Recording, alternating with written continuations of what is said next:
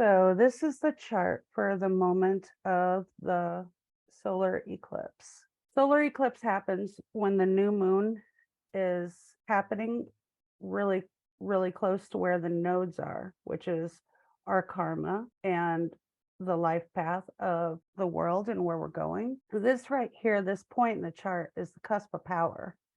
And Aries is all about the self. So I feel like this is a time for us to really come into our own self empowerment. This is happening at the final degree of Aries. There's only 30 degrees in a whole sign. And so this embodies all the other degrees in one at the 29th degree. And we started out this season having a new moon at 0 degrees of Aries. So this is actually like considered an astrological blue moon because it's happening within the same sign where we have two new moons within the same zodiac sign. The first one was with the spring equinox.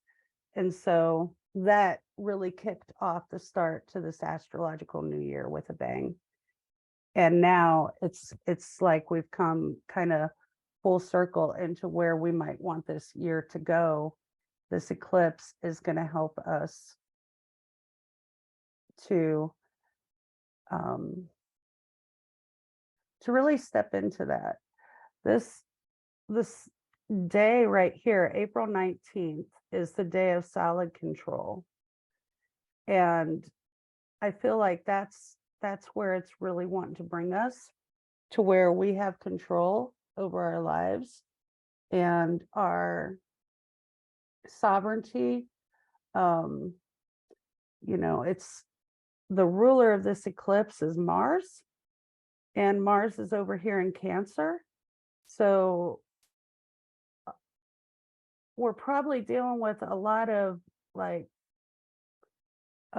emotional stuff, or it could be even a situation that keeps happening to you over and over in your life, or patterns that you keep repeating, and you're kind of like fed up with yourself about stuff and ready to make that change and take the action that's necessary to change things within yourself, to live the life that you want. The South Node is kind of our past behaviors and kind of past lives where we revert back to. And the South Node is ruled by this Mars as well. So it's like behaviors that keep pulling us into our past ways of being and holding us back from the person that we want to become. The North Node is in Taurus, and it's right there. Taurus represents our values and our self-worth. And so this North Node, I think collectively, we're like this all past year and a half, we've been learning what we really truly value. We've gotten really clear on our values. And the North Node moving into Aries is like the nodes move backwards and the planets move forwards. The North Node moving into Aries is taking those values and helping us to apply them to ourselves. Jupiter is in Aries as well, expanding and amplifying the energy of this eclipse. Jupiter expands anything that it's by, and it's right there by this eclipse. It'll be right there. And the sun represents our soul and our spirit, our purpose in this world.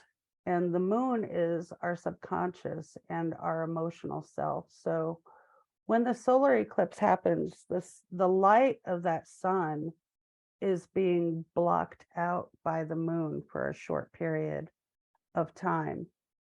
And we're not able, it comes in between the sun and the earth. So there could be a tendency for us to really get blindsided, by our emotions getting out of control. But this is happening on the day of solid control. And so I feel like this is a really good opportunity for us to take control of ourselves and our even our subconscious to a point to where we don't let bad negative patterns keep playing out over and over again, where we just try and take control of these types of things that we deal with within ourselves and our own psyche. Now, with this being also Aries, Aries is ruled by Mars, which is, could also represent action. It could also represent war and upheaval. And we might see in the news just a lot of violence and craziness coming up more than usual. When Mars had its retrograde cycle in Aries a couple years ago, it was actually at this exact point on January 6th, the day the insurrection happened. So this eclipse is even activating that energy from there. And so we'll just see that kind of angst and it in the world. But if we take that feeling within ourselves, we could really catapult to like accelerate into achieving our goals. And this is just such a beautiful window of opportunity to do it. Not necessarily on that day, but maybe within a few days you could start taking action or at least start thinking about the things you want to let go of or the things that you need to let go of in order to step into your true power. The same time this is happening, Mercury is actually stopping to go retrograde.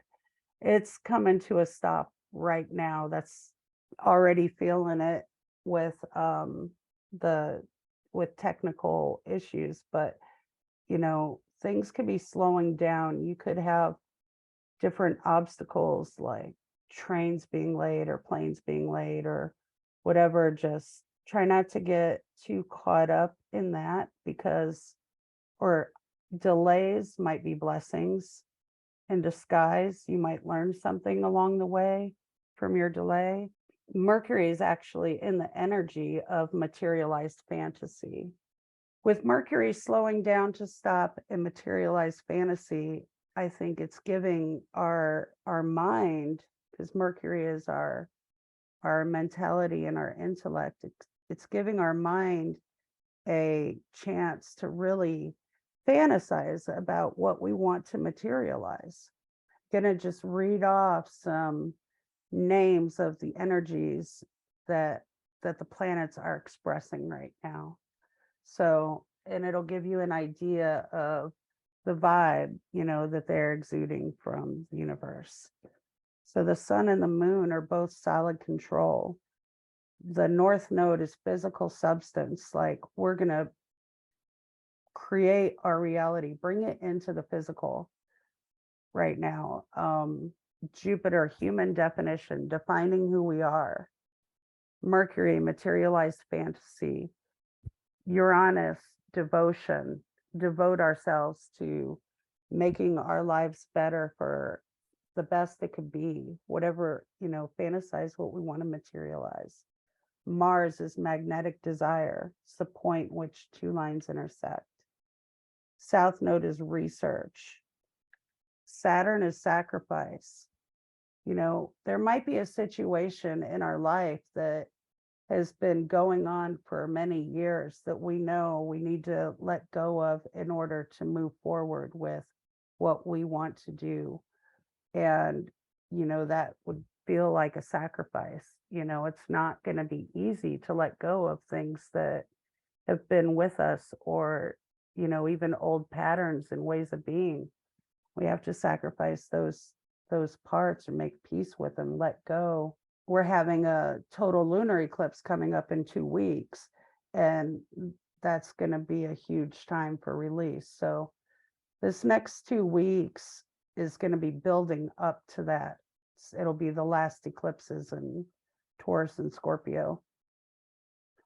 But I'll talk more about that closer to that time.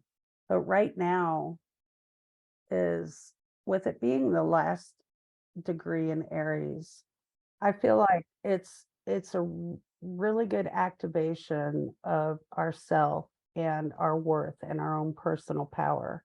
Because as soon as the eclipse happens, it's going to move into Taurus. The sun and the moon are both moving into Taurus. Like within that hour, the whole energy is going to shift.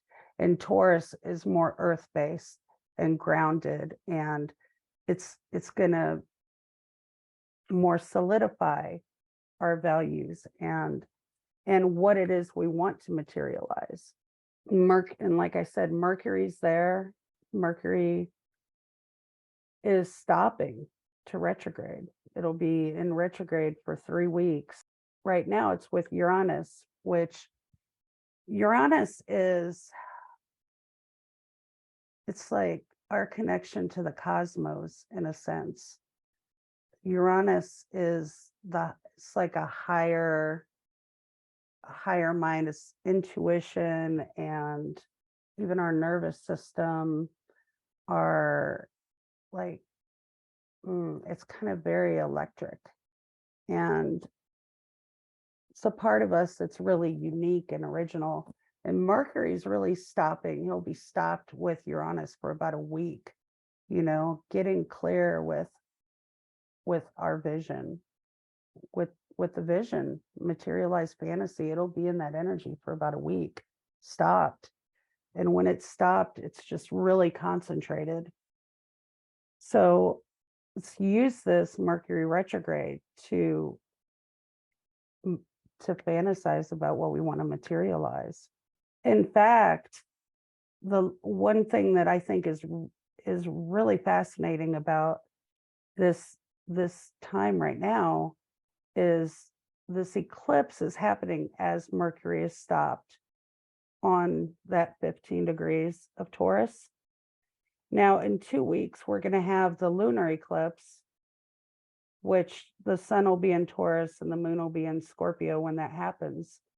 It'll be a full moon lunar eclipse in Taurus. But when the sun gets to this point, this is where the lunar eclipse is happening, where Mercury is stopped right now. So over these next couple weeks, it's like when the sun gets to where Mercury is right now, there's going to be a lunar eclipse. So it's just really interesting that is exactly where Mercury is. Well, it's like this is the seed for that lunar eclipse. This is a seeding point in our lives where we could plant seeds. And Taurus, the earth, like Taurus season is when all the flowers are growing and everything is beautiful. And, maybe, even put your intentions and grow them. You could even sit with a plant or something or some seeds and put them in the earth, and while you're thinking of your intentions, and grow them in the earth in Taurus season. That's one good thing to do. But Taurus really solidifies things. Right now, Jupiter is in Aries with this eclipse, but he'll soon be moving into Taurus as well, and really helping, that area grow and become more abundant, and it won't be long before Jupiter is in Taurus. So the energy is going to shift greatly on Wednesday for sure, once the sun and moon move in there. But for right now, I wanted to do this a few days ahead of time so people could really think about what they might want to call in and the changes that they need to make between, not saying make the changes on Wednesday, but just think about what you want to seed and who you want to become and be. Let's see, Saturn and Pisces. We have a lot of new energy that just happened in the last couple, like month or two, that are big major shifts for these times. It's kind of ushering a new era. Saturn just moved into Pisces. It'll be there for the next 2.5 years. And Pluto moved into Aquarius. Now, Pluto isn't going to stay there. It's going to actually go back into Capricorn. It still has business to handle there. But this has given us a taste of what Pluto in Aquarius is going to be like, and it'll stay there for the next 20 years. And Pluto really changes things up wherever it goes. Pluto is the planet of death and rebirth and transformation. And I mean, this last 20 years, well, I think it was 20 years, maybe like 18 years, it was in Capricorn. We saw like all of the whole world go through, you know, like collapsing and changing and transformation of governments and structures and systems. That's what Capricorn's all about. And Aquarius is man. I think with Pluto and Aquarius, we're really going to see technology accelerate like crazy. And you know, we're going to be dealing with issues of you know, like ethics with AI. And Aquarius is a water bearer. It's man. It's also an air sign, but it's kind of outer space air. When you think of the different air signs, Aquarius is different. You know, it just has a totally different perspective. And we're going to see technology advances like never before in the next 20 years for sure. But that's also advances in consciousness, and people are probably going to become more, I want to say, tribal or communal as well. We're going to find our people. Yeah, this time with Pluto into Aquarius. It's really exciting times, but right now it's going to be at that 0 degrees and go back into Capricorn, because I think it still has some things to do in the government specter of the world. Systems transforming. Now, we had the same exact eclipse exactly 18 years ago to the day, literally on April 19th of 2004. We had a solar eclipse at 29 degrees Aries. Actually, this picture, sorry, over here, right above me, Janet found that online, and it's an exact picture from that solar eclipse on April 19th of 2004. So if you think back to what you were doing in your life at that time, think about new things that came in. Was that a year of empowerment for you? Because these are the same kind of themes. And then 18 years before that, there was another one. So all the planets move in cycles. Think about the cycles in your life and what you were doing 18 years ago. What was seeding in your life then that has come to, you know, maybe a fruition or another part of the cycle now. It takes 18 years for the nodes to make one trip around the zodiac.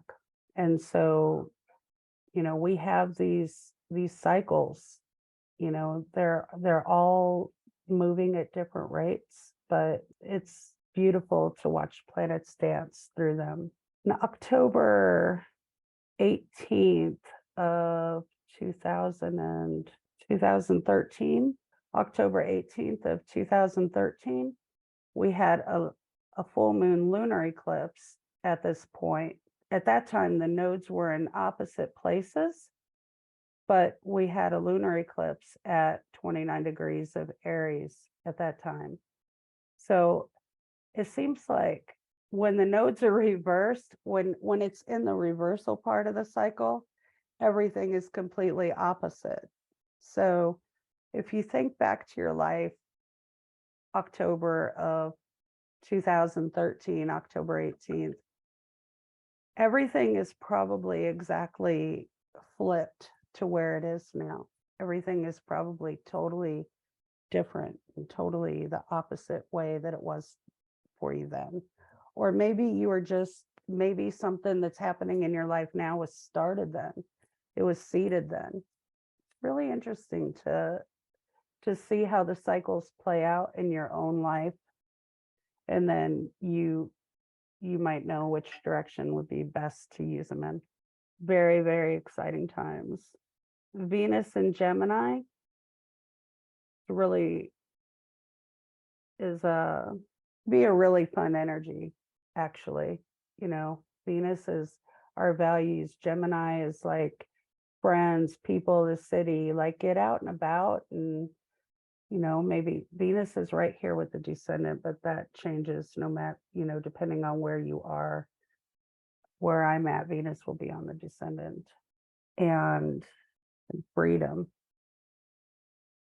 Venus is in the energy of freedom. And so, and Venus also represents our values, because Venus is the ruler of Taurus. And I think Venus wants freedom, wants sovereignty.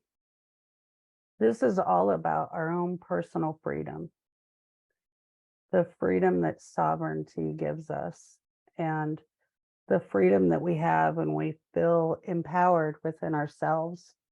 And if we could just get out of our own way long enough, we might be able to experience it. We're in the path of satisfaction. So that's the nodes of the moon. The karmic path that we're in is the way of satisfaction. Actions that we take now can have a long-lasting effect and bring us a great deal of satisfaction in our life. And Neptune over here is the planet of spirituality and kind of the collective consciousness. Neptune is in the energy of dancers and dreamers, you know, making us have really powerful, strong dreams. And Neptune is also like our psychic intuition abilities. Right now, I mean, and we have Neptune and Saturn in the same sign of Pisces. Saturn is more represents reality and responsibility, restrictions, not restrictions, but like basically when you're going through a Saturn time, you know, a lot of things might leave your life just so that you could get back on your purpose. Saturn is like the planet of contracts and purpose. But when it's coming together with Neptune and the way all of these other energies are lined up, I have to say, you know, this is prime energy for really making our dreams come true. This is materializing fantasy. See, Saturn is like the material world and Neptune is fantasy. So even those two coming together, we could really solidify our visions. But yeah, it's Mars and Cancer ruling over this eclipse really just, it wants action, you know. And even though it's in the watery sign of Cancer, it's, you know, it's, I think I really feel like the action we need to take is internal before it comes external. Of course, isn't it always, right? And today actually is the day of cosmic comedy, and that's when one door closes, another door opens.